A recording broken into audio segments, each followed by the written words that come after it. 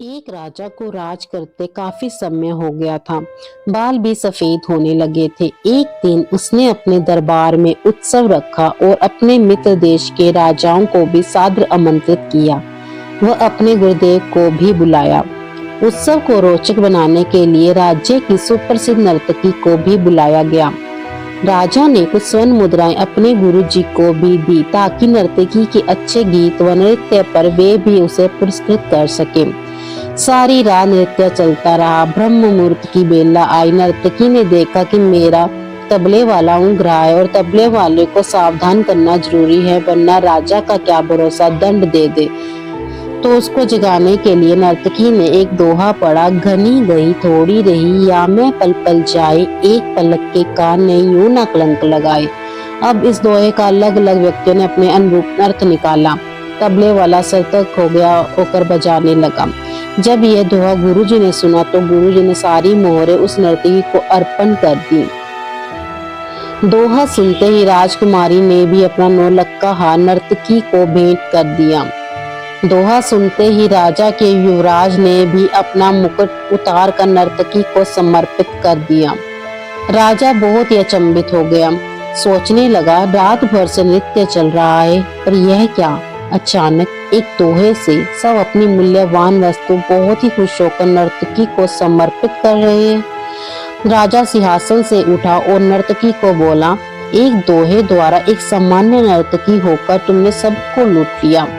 जब यह बात राजा के गुरु ने सुनी तो गुरु के नेत्रों में आंसू आ गए और गुरुजी कहने लगे, राजा इसको सामान्य नर्तकी मत कहो, ये अब मेरी गुरु बन गई है, क्योंकि इसके दोहे ने मेरी आंखें खोल दी हैं। दोहे से यह कह रही है कि मैं सारी उम्र जंगलों में भक्ति करता रहा और आखिरी समय में नर्तकी का मुजरा देखकर अपनी साधना नष्ट करने यहाँ चला आया हूँ। भाई मैं तो चला। यह कहकर गुरुजी तो अपना कमंडल उठाकर जंगल की ओर चल पड़े।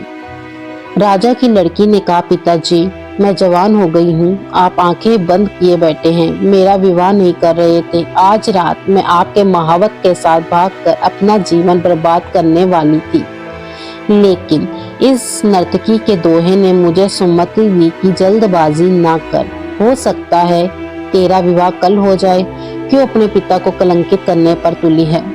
युवराज ने कहा, महाराज आप वृद्ध हो चले हैं, फिर भी मुझे राज नहीं दे रहे थे।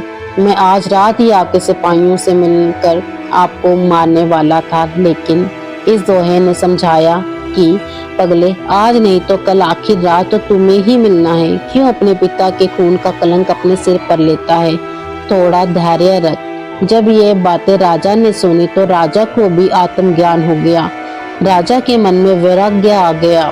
राजा ने तुरंत फैसला लिया, क्यों ना मैं भी युवराज को राज तिलक कर दूं, फिर क्या था। उसी समय राजा ने युवराज को राज तिलक किया और अपनी पुत्री को कहा, पुत्री दरबार में एक से एक राजकुमार आए हुए हैं, तुम अपनी इच्छा से किसी भी राजकुमार के गले में वरमाला डालकर पति रूप में चुन सकती हो।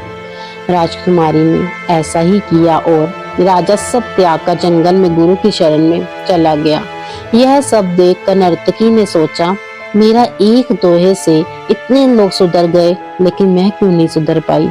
उसी समय नर्तकी ने भी वैराग्य आ गया। उसने उसी समय निर्णय लिया कि आज से मैं अपने नृत्य बंद करती हूँ। हे प्रभु मेरे पापों से मुझे क्षमा करना, बस आज से मैं सिर्फ तेरा नाम सिमरन करूंगी। बोलो राधे राधे।